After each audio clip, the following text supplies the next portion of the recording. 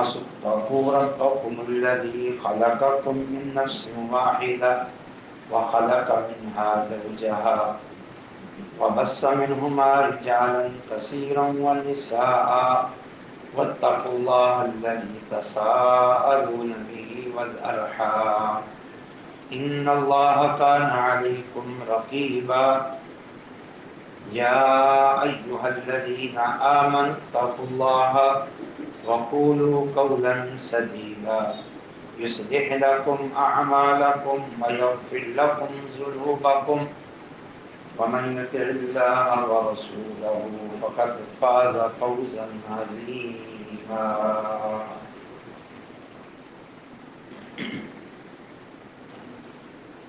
اللہ تعالیٰ کے ناموں کی شرح اس موضوع پر بیان ہو رہا ہے. آج اس حوالے سے اللہ کی توفیق سے 25واں خطبہ جمعہ ہے اور آج اللہ تعالیٰ کے دو ناموں پر بات ہوگی. ایک ہے الحکم اور ایک ہے الحکیم. دونوں میں کیونکہ باہم مناسبت ہے اور دونوں لازم ملزوم ہیں، اس لیے دونوں کو اکٹھا ذکر کیا جا رہا ہے. الحکم قرآن مجید میں ایک بار آیا ہے اور الحکیم قرآن مجید میں 90 مرتبہ آیا ہے. الحکم کا مختصر ترین ترجمہ اور معنی ہے فیصلے کرنے والا، اور الحکیم کا مختصر ترین لفظوں میں ترجمہ اور معنی ہے دانا و بینا، یا بہت ہی حکمت والا ہے. یہ دو ناموں کے معانی. الحکم اس کا معنی ہم نے کیا فیصلہ کرنے والا. حاکم بھی اسی سے ہے کیونکہ حاکم بھی فیصلے کرتا ہے. اللہ تعالی فیصلے کرنے والا ہے. دنیا اور آخرت کے جمیع معاملات کی اللہ تعالی ہی فیصلے کرنے والا ہے. وہ چاہے شرعی معاملات ہوں یا چاہے وہ کونی و تقدیری، یعنی اس کائنات کے نظام اور امور کے متعلق معاملات ہیں، ان میں حکم یعنی فیصلہ کرنے والا اللہ تعالی ہے. اور اس کا حکم کوئی ٹال نہیں سکتا، اس کا فیصلہ کوئی ٹال نہیں سکتا. اللہ کا حکم اس کی مخلوق پہ نافذ ہوتا ہے، کوئی اسے رد نہیں کر سکتا. جہاں تک اللہ تعالیٰ کے فیصلے ہیں کونی و قدری، یعنی اس کائنات کے نظام یا اس کائنات کی تدبیر کے متعلق، وہ تو من و عن نافذ ہیں اور جاری و ساری. مثلا سورج، چاند، ستاروں کا نظام، آسمان، دنیا کا قیام، دن اور رات کا نظام، زندگی اور موت کا نظام، روزی اور رزق کے سلسلے، یہ اللہ کے فیصلے جو جاری اور ساری ہیں، انہیں کوئی ٹال نہیں سکتا. اذا جاء اجلهم لا يستأخرون ساعة ولا يستقدمون. جب وقت موت آتا ہے تو کوئی اسے ایک لمحے کے لیے بھی نہیں ٹال سکتا. البتہ جہاں تک اللہ تعالیٰ کے شرعی فیصلے، کیونکہ شرعی فیصلوں میں اللہ نے فیصلہ تو کر دیا کہ یہ امر واجب ہے، یہ حلال ہے، یہ حرام ہے، یہ جائز ہے، یہ ناجائز ہے، یہ اللہ کے فیصلے ہیں، یہ شرعی فیصلے ہیں. لیکن اس میں اللہ تعالیٰ نے بندوں کو ایک طرح کا اختیار دیا. نیکی اور بدی کے راستے متعین کر دیے اور بندوں کو کچھ نہ کچھ اختیار دیے۔ اس لیے کچھ بندے اللہ کے ان فیصلوں پر عمل کرتے ہیں، ان شرعی فیصلوں پر، اور کچھ بندے ان پر عمل نہیں کرتے۔ لیکن شرعی فیصلوں کو تبدیل کرنے کا اختیار کسی کو نہیں۔ جو شرعی فیصلوں کو ٹھکرائے گا وہ بھی گناہ گار ہے، اور جو شرعی فیصلوں میں تبدیلی کرتا ہے تو اللہ کی شریعت میں تبدیلی نہیں ہے، وہ ویسی کی ویسی ہے، یہ اس بندے کا گناہ ہے جس نے شرعی فیصلے کو تبدیل کر دیا۔ تو شرعی فیصلوں میں تبدیلی کر کے شریعت کو تبدیل کرنا یہ کسی کا اختیار نہیں۔ کسی کے نہ ماننے سے شریعت تبدیل نہیں ہوگی، شرعی حکم میں تبدیلی کرنے سے شریعت میں تبدیلی نہیں ہوگی، وہ مجرم ہوگا، وہ گناہ گار ہوگا۔ تو شرعی فیصلے بھی اللہ کے ہیں، اور اس کائنات کی تدبیر کے متعلق بھی فیصلے اللہ کے ہیں، کوئی ان کو ٹالنے والا نہیں ہے۔ شریعت پر کوئی عمل نہیں کرتا وہ گناہ گار، اور کوئی شریعت میں تبدیلی کرتا ہے تو یہ اس سے بڑا گناہ گار۔ لیکن جو فیصلہ شریعت کا اللہ نے کر دیا ہے وہ پتھر پہ لکیر ہے۔ نبی بھی اللہ کے احکامات سے شریعت بیان کرتا ہے، اللہ کی وحی سے شریعت بیان کرتا ہے، اور اللہ کی وحی سے ہی اس میں نسخ اور منسوخ کا معاملہ ہوتا ہے نبی کی زندگی تک، اور اس کے بعد تو یہ سلسلہ بھی ختم ہو جاتا ہے۔ وحی ختم، اب شریعت کا نزول بھی ختم، اور شریعت میں کسی قسم کی تبدیلی کا معاملہ جو نبی کی زندگی میں ہوتا رہتا ہے اللہ کے امر سے، وہ بھی ختم ہے۔ اب اللہ کا ہی حکم، الحاکم اللہ کی ذات، الحکم بمعنی الحاکم، اور الحکم کا معنی فیصلہ کرنے والا، چاہے دنیا کے ہوں چاہے آخرت کے دن کے فیصلے، کون جنتی ہے کون جہنمی، کون حق پر ہے کون نا حق پر ہے، یہ سب اللہ تعالیٰ ہی فیصلے کرنے والا ہے۔ نہ دنیا میں اللہ کے کوئی فیصلوں کو چیلنج کر سکتا ہے، ٹال سکتا ہے، نہ آخرت میں اللہ کے کسی فیصلے کو کوئی چیلنج کر سکتا ہے، ٹال سکتا ہے۔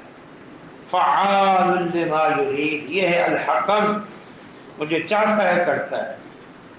مالک یوم الدین، قیامت کے دن کا وہ مالک ہے جو چاہے کرے۔ یوم لا یملک نفس لنفس شیئا والامر یومئذ للہ، قیامت کے دن کوئی جان کسی جان کے کسی معاملے کا کوئی اختیار نہیں رکھے گی، اور اس دن حکم اللہ کے لیے خاص ہوگا۔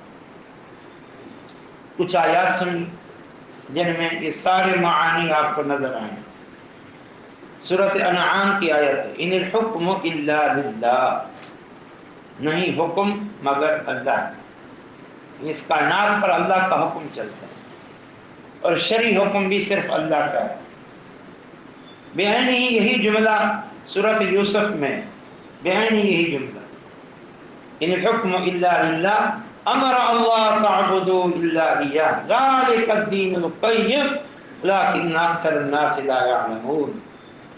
نہیں حکم مگر اللہ کا، نہیں حکم مگر اللہ کا، اور اللہ کا سب سے عظیم اور سب سے بڑا حکم کیا ہے؟ اللہ تعبدوا الا اياه، کہ نہ عبادت کرو تم مگر صرف اسی اللہ کی۔ سورۃ انعام ہی میں آیت افغیر اللہ ابتغی حکما، اے لوگو کیا میں اللہ کے علاوہ کسی اور کو اپنا حکم بناؤں؟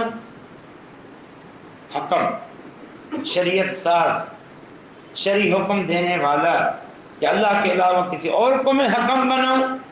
منع ایسا نہیں ہو سکتا، اللہ ہی حکم ہے۔ سورۃ الرعد کی آیت ہے واللہ یحکم لا معقب لحکمہ، اللہ ہی حکم جاری کرتا ہے، فیصلے کرتا ہے، اور اس کے فیصلوں کو کوئی پیچھے دھکیل نہیں سکتا، کسی میں جرأت نہیں ہے اللہ کے حکموں کو دھکیلنے کی۔ سورۃ القصص کی آیت نمبر 70 وَهُوَ اللَّهُ لَا إِلَٰهَ إِلَّا هُوَ لہ الحمد فی الاولی والآخرہ ولہ الحکم والیہ ترجعون۔ اللہ وہ ذات ہے کہ اس کے علاوہ کوئی معبود نہیں، اسی کے لیے ہے تعریف دنیا میں بھی اور اسی کے لیے ہے تعریف آخرت میں بھی۔ یعنی اس کا کوئی حکم ایسا نہیں ہے کہ اس کی نعوذ باللہ مذمت کی جائے کہ یہ حکم ظلم پر مبنی ہے، نا انصافی پر مبنی ہے، یا نعوذ باللہ جہل پر مبنی ہے، یا نعوذ باللہ کسی مصلحت کے بغیر ہے، اور پھر لوگ اس بات پر اللہ کی تعریف نہ کریں۔ فرمایا ایسا نہیں، اسی کے لیے ہم دنیا میں دنیا کے سارے معاملات جو بھی اللہ کے ہیں وہ قابل تعریف ہیں، اور اسی کے لیے حمد آخرت میں آخرت کے بھی اس کے سارے فیصلے قابل تعریف ہوں گے۔ وَلَهُ الْحُكْمُ، اور اسی کے لیے ہے حکم، حکم اللہ کا ہے، یہ ہے الحکم۔ ایک اور مقام سورۃ یونس، وَاتَّبِعْ مَا يُوحَىٰ إِلَيْكَ وَاصْبِرْ حَتَّىٰ يَحْكُمَ اللَّهُ وَهُوَ خَيْرُ الْحَاكِمِينَ۔ اے پیغمبر علیہ السلام، آپ اتباع کریں اس چیز کی جو آپ پر وحی کی جاتی ہے۔ اب دیکھیں حکم کس کا ہے، شریعت کس کی؟ یہ شریعت محمدی کا معنی یہ ہے کہ وہ شریعت جو محمد صلی اللہ علیہ وسلم لائے ہیں۔ شریعت محمدی کا معنی ہے وہ شریعت جس کو اللہ نے دی اور محمد نے اس کو بیان کیا ہے صلی اللہ علیہ وسلم۔ اصل شریعت اللہ کی ہے، اصل شریعت اللہ کی ہے۔ محمد صلی اللہ علیہ وسلم بھی صرف اس شریعت کی تبلیغ، تفہیم، تبیین کے پابند ہے۔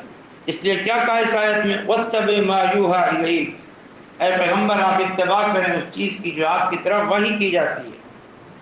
وَاصْبِرْ، باقی صبر کریں۔ کوئی آپ کی مخالفت کرتا ہے، کوئی تبلیغ میں روڑے اٹکاتا ہے، کوئی عمل نہیں کرتا، مذاق اڑاتا ہے، وَاصْبِرْ، آپ صبر کریں، حَتَّىٰ يَحْكُمَ اللَّهُ، اب قیامت کے دن اللہ خود فیصلے کرے گا، اور ان فیصلوں میں فیصلہ کیا ہوگا؟ جزا اور سزا، کون جزا کا مستحق ہے، کون سزا کا مستحق ہے۔ تو آپ دیکھیں دونوں اختیار اللہ کے ہیں۔ دنیا میں آپ اتباع کریں اللہ کی شریعت کی، آخرت میں فیصلے اللہ کرے گا۔ نہ دنیا میں اختیار کسی اور کے پاس ہے کائنات کے نظام کو چلانے کا، شریعت بنانے کا، نہ آخرت میں جزا اور حساب کا نظام کسی اور ہاتھ میں۔ یہ ہے اللہ کی ذات، یہ ہے اللہ کا ایک تعارف، اللہ تعالیٰ کے الحکم ہونے کے معنی۔ ایک حدیث مبارک ہے ابو داؤد میں، ایک قافلہ آیا، اس میں ایک شخص تھا، قافلے کے لوگ اس کو ابو الحکم کہہ رہے تھے۔ حکم مانا وہی فیصلہ کرنے والا، ابو الحکم کا مطلب ہے بہت بڑا فیصلہ کرنے والا، بھائی یہ بڑا فیصلہ کرنے والا، اس کو ابو الحکم لوگ انہوں نے اس کی کنیت رکھی ہوئی تھی۔ جیسے ابو جہل کو بھی لوگ پہلے ابو الحکم کہتے تھے کیونکہ وہ اپنی قوم کا سردار تھا، فیصلے کرتا تھا، تو ابو الحکم بہت بڑا فیصلہ کرنے والا۔ تو جو اس شخص کو، اس قافلے کو لوگ جو اس کی قوم کے افراد تھے ابو الحکم کہہ کے عزت اور احترام سے پکارتے تھے۔ تو نبی صلی اللہ علیہ وسلم نے فرمایا تمہارا نام ابو الحکم کیسے ہے؟ تو اس نے کہا جی بات یہ ہے کہ لوگوں میں جب جھگڑا ہوتا ہے میرے پاس آتے ہیں تو میں فیصلہ کرتا ہوں، اکثر میرے اس فیصلے پہ لوگ راضی ہو جاتے ہیں، تو اب میرے پاس ہی آتی ہیں کہ یہ صلح کرا دیتا ہے اور عدل و انصاف پر مبنی فیصلے کرتا ہے، جانبداری نہیں کرتا، ظلم و زیادتی نہیں کرتا، تو اب لوگوں نے میرا نام ہی ابو الحکم رکھ دیا، بہت بڑا فیصلہ کرنے والا۔ تو نبی صلی اللہ علیہ وسلم نے فرمایا تمہیں یاد ہونا چاہیے ان اللہ هو الحکم وإلیہ الحکم، اصل اور حقیقتاً حکم اللہ کی ذات ہے، فیصلہ کرنے والا اللہ ہے اصل۔ اب اگرچہ یہ دنیاوی معاملات میں فیصلے کرنا جائز ہے، لیکن حکم کیونکہ اللہ کا نام ہے اور اس میں اللہ سے تشابہ پیدا ہو رہا ہے، اس لیے حکم اللہ کی ذات ہے اور اصل فیصلے اللہ کے ہیں، اس لیے ابو الحکم اپنی کنیت نہ رکھو۔ پھر آپ نے پوچھا بتاؤ تمہارے بیٹے ہیں؟ اس نے کہا جی 3 بیٹوں کا نام دیا۔ جو بڑا بیٹا تھا پوچھا تمہارا بڑا بیٹا کون ہے؟ فرمایا اس کا نام شریح۔ فرمایا تمہارا نام ہے ابو شریح۔ آپ نے کنیت ہی بدل دی۔ یہ غیرت توحید بھی۔ ایک مرتبہ صحابہ نے اللہ کے نبی صلی اللہ علیہ وسلم کو کہا السید سردار، علی الاطلاق سردار، جو کسی کا محتاج ہی نہ ہو، جو پاورفل ہو، اپنی بات منوا سکتا ہو، السید علی الاطلاق۔ اللہ کے نبی صلی اللہ علیہ وسلم نے فرمایا مجھے السید نہ کہو، علی الاطلاق السید اللہ کی ذات ہے۔ یہ توحید کی غیرت تھی اللہ کے نبی صلی اللہ علیہ وسلم۔ کسی نے کہہ دیا ماشاء اللہ وشئت، جو اللہ چاہے اور جو آپ چاہیں، کوئی اللہ اور رسول کی شراکت مشیت کو ایک جیسا مقام دے دیا، فرمایا تم نے مجھے اللہ کا شریک بنا دیا ہے۔ خبردار ایسا نہ کہو، قل ماشاء اللہ، کہہ دو جو اللہ چاہے، ثم شئت، پھر جو آپ چاہیں۔ فرق کرو۔ حکم یہ اللہ تعالیٰ کے ناموں میں سے ایک نام ہے، اور جب اللہ الحاکم حکم ہیں تو یہ ایک نام بھی اللہ تعالیٰ کے جمیع دیگر اسماء اور جمیع دیگر صفات اولا کو متضمن ہے، اس پہ دلالت کرتا ہے۔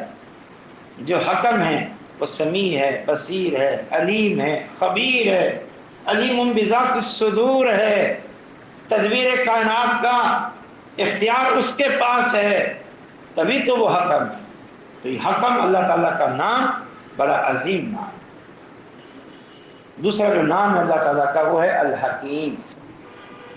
حکیم کا معنی ہم نے بتا دیا دانا و بینا، یا پھر عام فہم اور عام فہم میں بہت حکمت والا۔ ان دونوں میں بڑا لازم ملزوم، اس میں یہ بتانا مقصود ہے کہ اللہ خالی حاکم نہیں، اللہ تعالیٰ خالی حکیم نہیں ہے کہ ہے تو دانا بینا لیکن حکم نہیں چلتا اس کا، وہ حکم نہیں چلتا، نعوذ باللہ، نہیں، وہ دانا بینا ہے اور حاکم بھی ہے، فیصلے بھی وہی کرنے والا ہے۔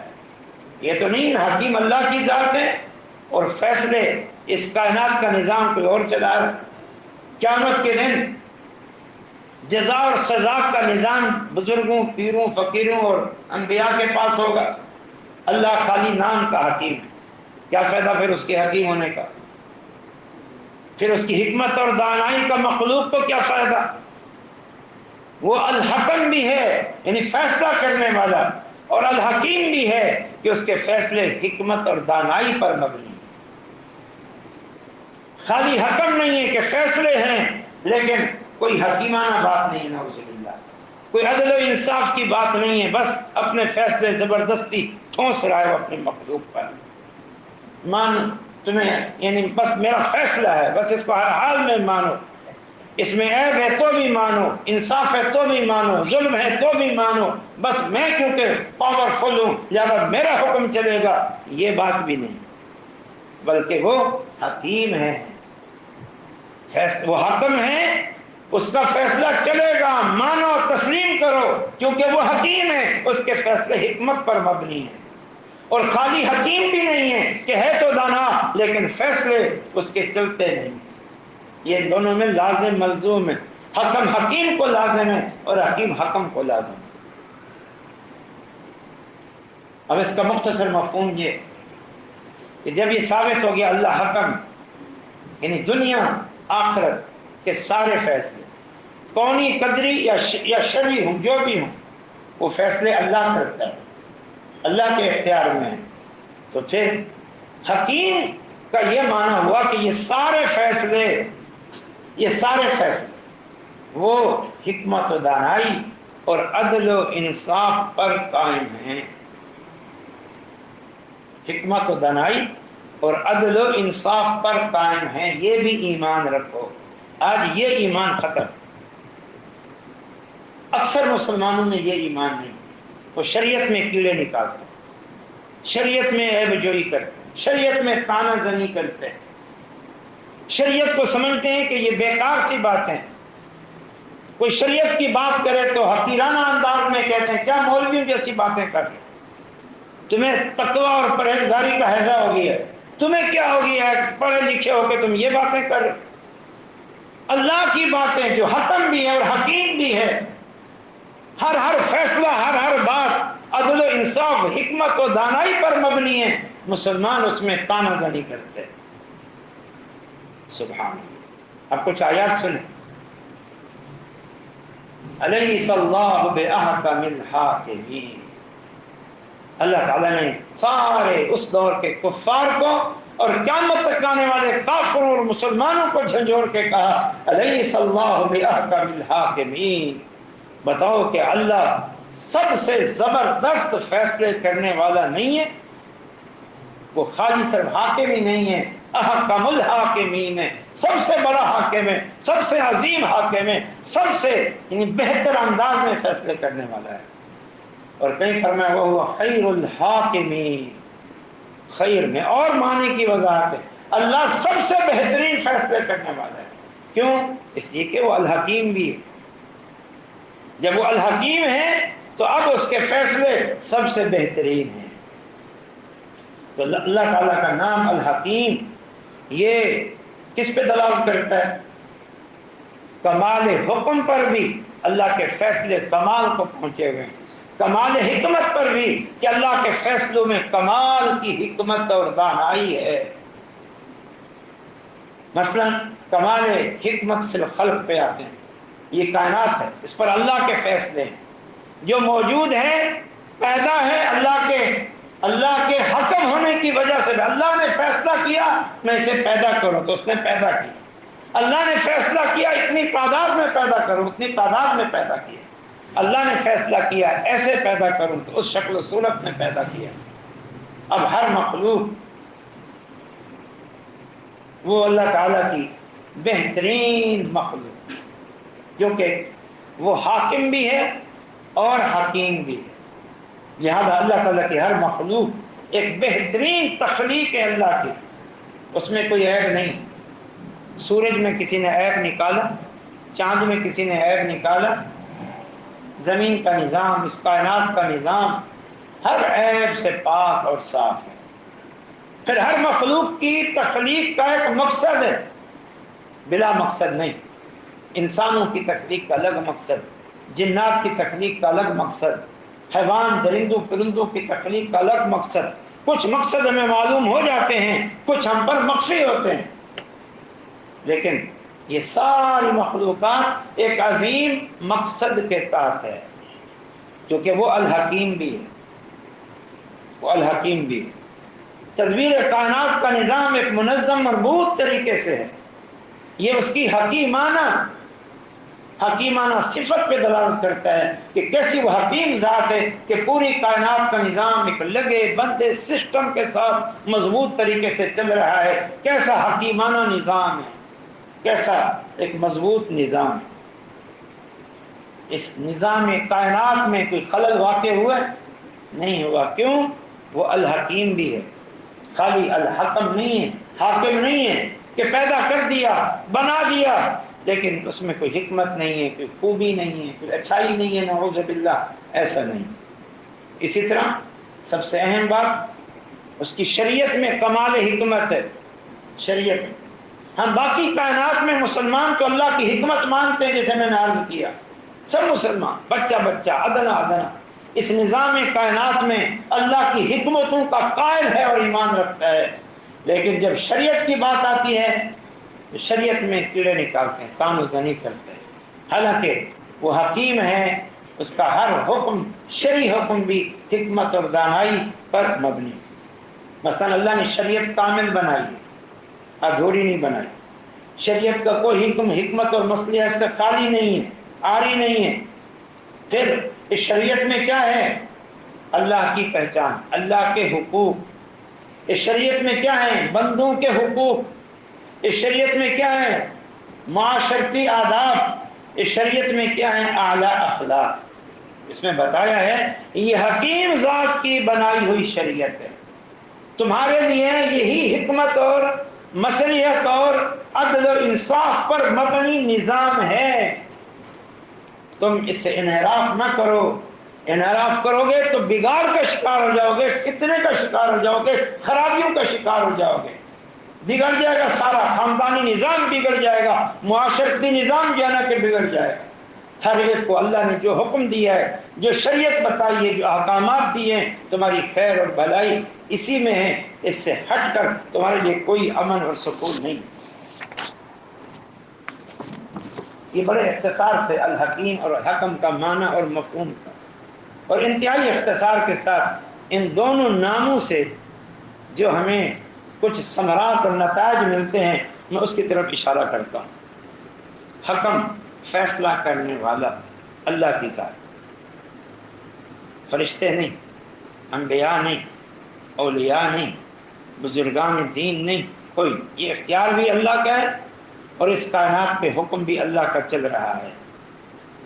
فرشتے اللہ تعالیٰ کے احکامات کو نافذ کرتے ہیں، انبیاء اور رسول اللہ تعالیٰ کے احکامات کو پہنچاتے ہیں، سمجھاتے ہیں، اور اپنے اپنے زمانے میں وہ اپنے ماننے والوں پر ان احکامات کو نافذ کرتے ہیں.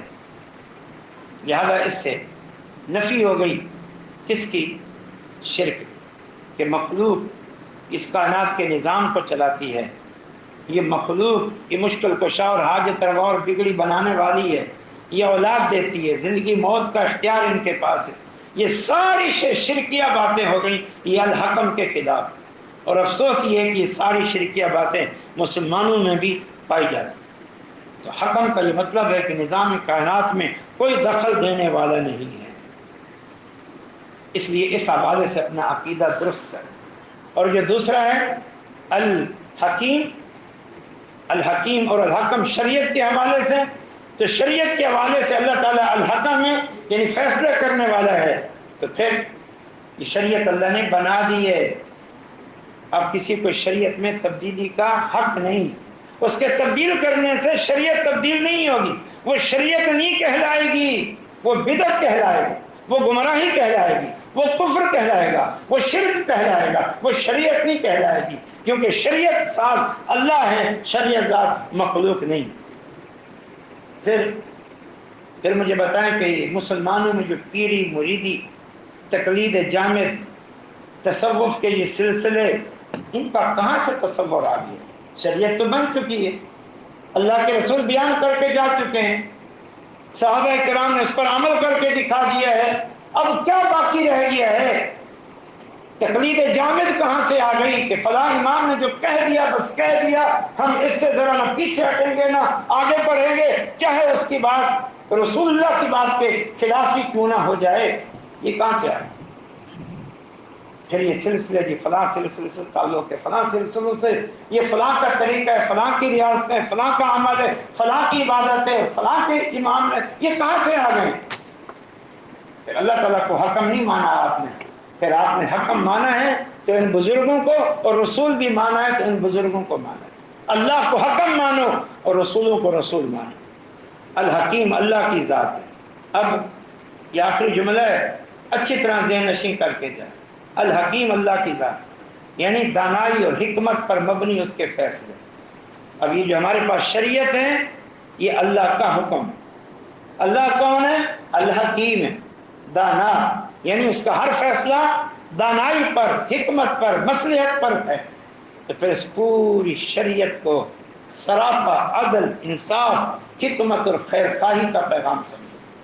اسے اپنے لیے ظلم، تعدی، ناانصافی، بے عقلی نہ سمجھو. آج شریعت کی باتوں کو لوگ کہتے ہیں عقل میں نہیں آتی. اللہ کی باتوں کو، قرآن کی باتوں کو، قرآن بھی ہے الحکیم، اللہ بھی ہے الحکیم.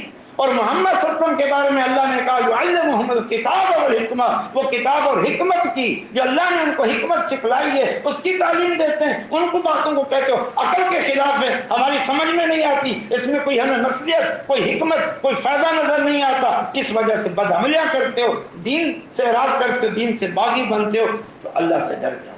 اللہ پاک ہمیں اپنے ناموں کی ان معنویت کو سمجھنے کی توفیق دے اور ان تقاضوں کو پورا کرنے کی توفیق عطا فرمائے. اقول قولی ھذا